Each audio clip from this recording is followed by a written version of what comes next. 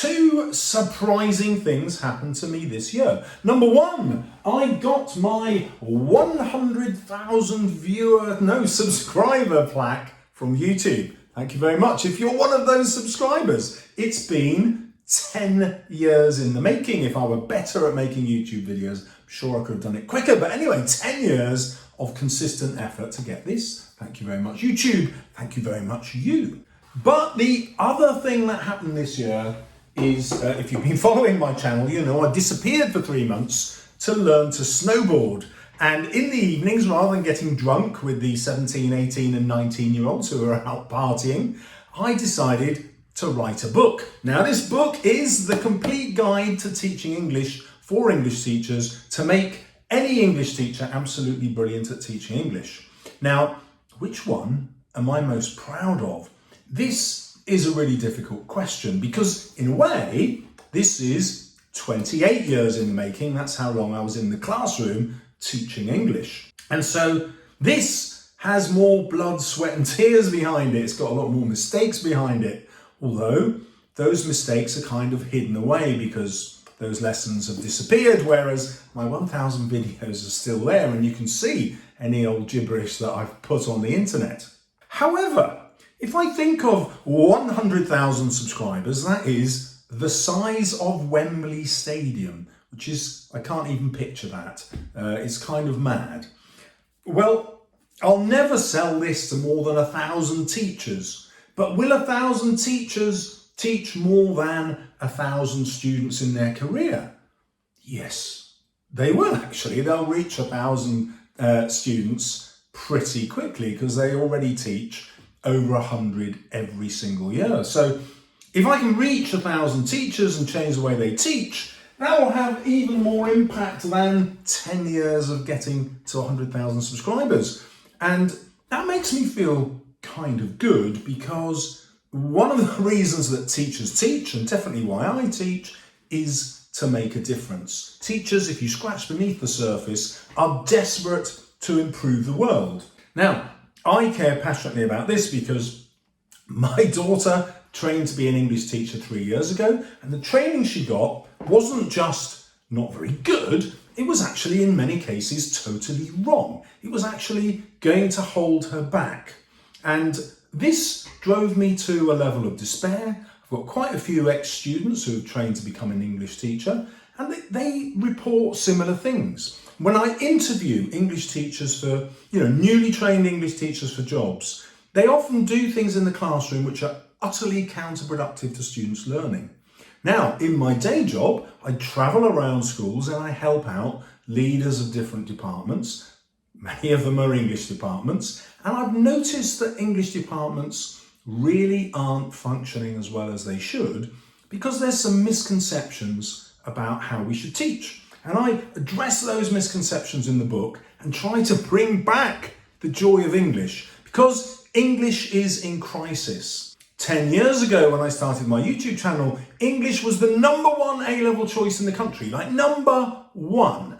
In 2022, it was #12. And the reason for this is in schools, we are killing the subject. I think we're killing the subject because of this exam.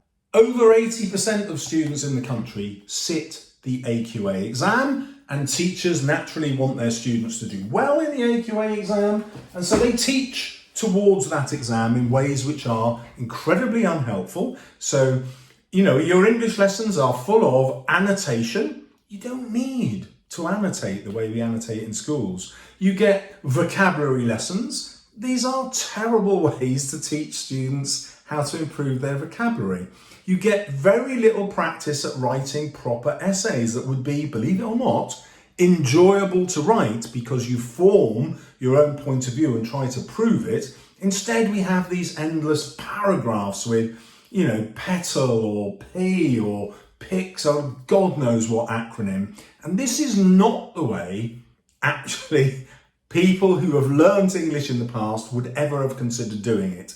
And the proof that it doesn't work is the number of students who are now saying, I just can't stand this anymore. I'm going to do a different subject for A-level. You might think they're all heading towards maths and science, but that is not true. They're heading towards sociology and psychology. Psychology is now number 2 in the country and sociology is number 5. That's where all the students who would have studied English are going. Now, they're not going to earn higher salaries if they do those at degree, but what they are finding is, look, no one has ruined this subject for me at GCSE. I've never done sociology and I've never done psychology, so I'm just going to give that a go.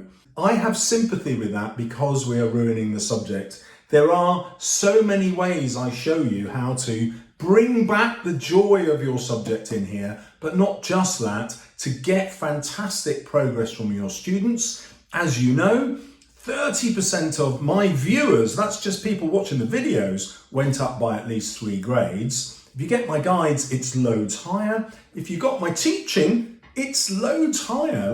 Well, that can't be loads higher, can it? Because we only got to grade 9. Is that because I'm a genius? No, it isn't. It's because I was teaching for 28 years and normally teachers stop improving after 3 years. I can only think of one English teacher who has got over 10 years teaching experience when they wrote their book. You know, the experts aren't out there. People feel like experts because they share loads of ideas on Twitter and they go to research ed conferences and what have you. But many of the ideas that get shared are either inefficient or damaging. And that's why I've written this. You know, I'm fed up with seeing stuff that doesn't work, spreading across English teams across the country. And, you know, when you go and look at the exam responses that students write, you can see that what students are producing is just not very good. And it's because we've lost the joy of teaching and we're teaching just towards the exam rather than making students brilliant at English. Oh, and by the way, in year 11, let's give them an exam. Now, partly my channel, of course, does deliver exam techniques, so I'm partly guilty of this same sin. And so, you know, I'm trying to make amends. I'm trying to make life better. 28 years. It takes 10,000 hours to become an expert. As a teacher, you only get to 8,500 hours after 10 years. And so it would take you a long time to get the expertise that I'm offering at a very reasonable price in the book. Now, if you are a subscriber, thank you so much for supporting me on my journey on YouTube. If you haven't subscribed yet, go on. I'll never make 1 million though. I'll never get the gold one. Never mind.